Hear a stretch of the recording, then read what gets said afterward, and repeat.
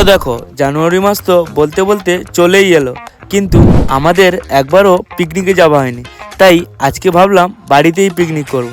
তাই সবার প্রথম ঘুম থেকে উঠে চলে গেছিলাম চিকেন দোকান, আর এখানে চিকেনটাকে ভালো করে ধুয়ে মশলা মাখিয়ে রেখে দিয়েছিলাম। আর দেখো, তোমরা যদি ভাবো এই পিকনিকে আর কেউ টাকা দিয়েছে, সেটা একদমই ভুল।